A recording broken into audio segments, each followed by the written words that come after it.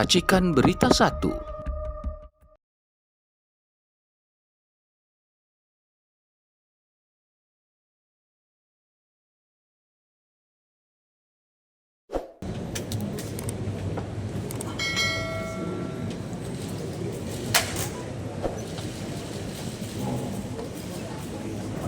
Mbak, ampun gue didorong-dorong. Nggak bisa gue didorong-dorong. TV mana? Duduk.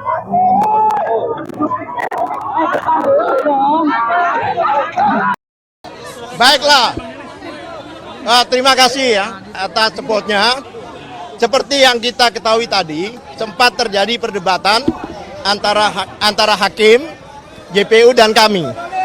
Kami keberatan tidak diberikan berkas secara lengkap. Bagaimana kami bisa melihat perkara ini secara komprehensif?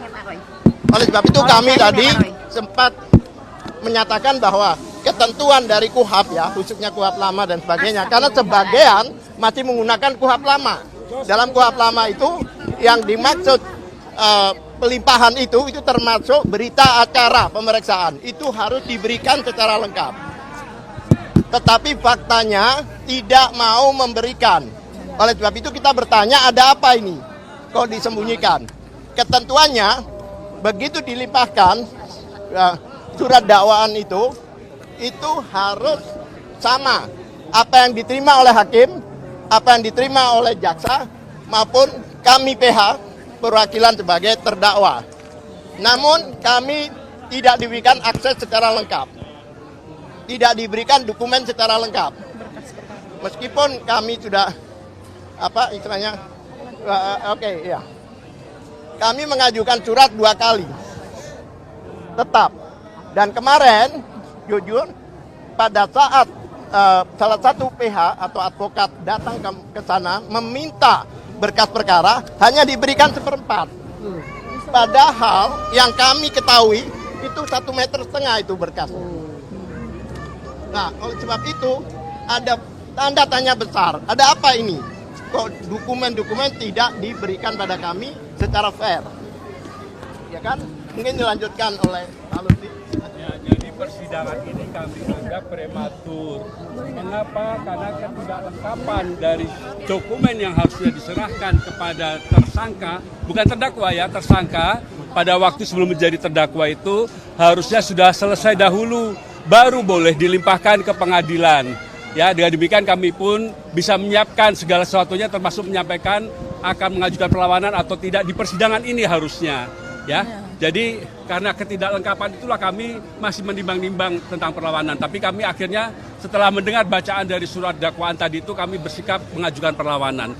Demikian tambahan dan silakan Dr. Dan satu hal lagi, itu pasal itu kan beberapa pasal, tapi isinya itu konsiderannya sama. Padahal di dalam setiap pasal unsurnya berbeda. Dan selalu dikatakan Roy Suryo CS.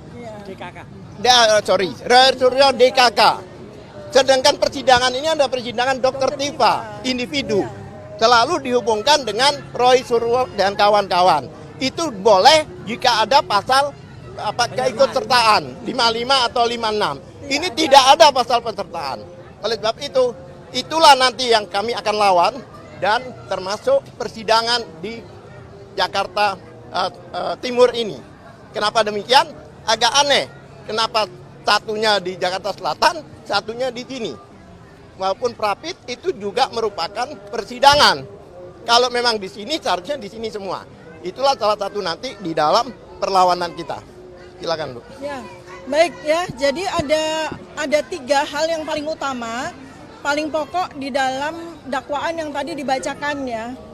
Pertama adalah berkaitan dengan ilmu saya, ilmu anatomi morfologi yang memang sudah saya sampaikan di dalam iNews 29 April 2025. Saya diundang sebagai ahli, di mana di situ saya memberikan penjelasan tentang bagaimana saya melihat dari dokumen yang beredar atau benda digital yang beredar di internet, yang banyak orang mengatakan itu sebagai ijazah Joko Widodo. Di situ saya menyoroti hanya satu hal yang menjadi domain saya, yaitu foto. Ya, Karena itu saya menggunakan ilmu saya, anatomi morfologi, untuk memberikan penjelasan. Ya, kalau memang penjelasan ini harus dikomparasikan dengan ijazah asli, maka munculkan ijazah asli itu. Ya, sebab yang saya lakukan observasi itu adalah benda digital yang beredar di internet. Kita sama-sama tidak tahu apakah itu dokumen milik Joko Widodo. Ya, pertama itu. Dan jelas bahwa tadi disampaikan ya, walaupun oleh Joko Widodo saya dituduh dengan pasal besar ya, yang memang niatnya mau memenjarakan saya bertahun-tahun, yaitu pasal 32 dan 35, yang itu isinya adalah Undang-Undang ITE yang berisikan dakwaan manipulasi terhadap dokumen milik orang lain atau melakukan manipulasi atau edit agar dokumen palsu menjadi asli. Itu ternyata di dalam dakwaan tadi hanya dikatakan bahwa dasar saya dituduh pasal 3235 itu adalah lisan saya. Lisan saya ketika saya menyampaikan tentang ilmu saya. Jadi betul-betul definitif. Ya, di situ di dalam dakwaan itu sama sekali tidak ditunjukkan ya, dinyatakan di mana saya melakukan manipulasi. Yang dipakai ya, yang dipakai itu adalah lisan saya. Lisan udah jelas. Jadi itu pasal yang betul-betul sangat sembarangan begitu ya. Ya, jadi pertama adalah kalau foto, saya dengan senang hati akan memberikan penjelasan sejelas-jelasnya di persidangan. Ya, dan foto itu saya tidak lakukan manipulasi sama sekali ya. Jadi intinya nih, di dalam surat dakwaan yang tebal sekali itu, intinya yang dipermasalahkan, yang kemudian Pak Joko Widodo itu mengatakan bahwa saya itu telah menghina sehina-hinanya dan merendahkan serendah-rendahnya, itu adalah ketika saya membicarakan tentang benda digital yang beredar. Ya, benda digital yang beredar di internet yang kita semua tuh melihat. Ya, dan saya juga memberikan penjelasan secara keilmuan saya. Ya, sesuai kompetensi saya sebagai dokter. Jadi, pasal ini semua itu tidak ada relevansinya dengan saya.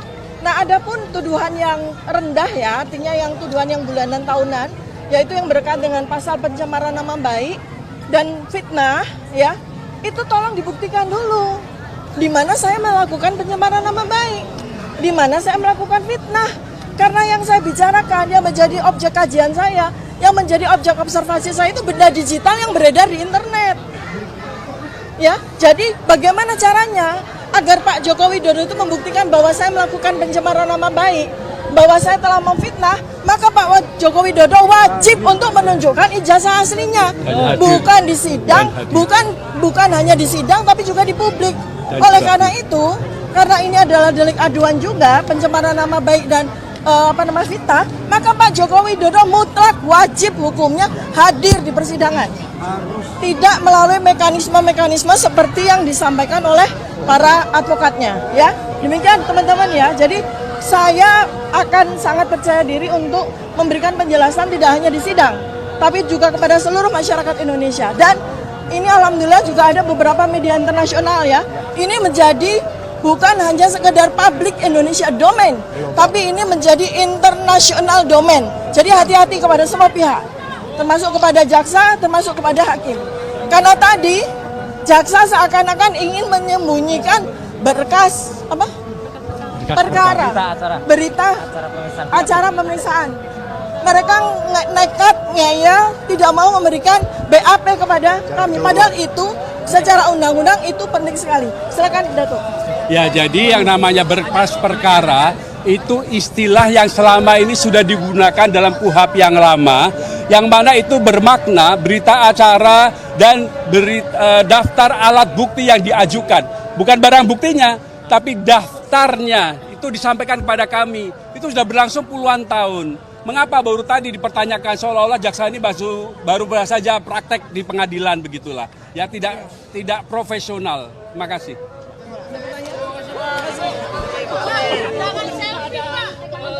Tersangka lain yang bisa dijadikan tersangka pada kasus ini, Bu ya? Ya, itu wilayah dari hakim ya. Wilayah hakim ya. Kita fokus saja dengan kasus saya, ya. Oke. Baik. Sudah? Ya, terima kasih banyak. Makasih ya. Mundurnya susah.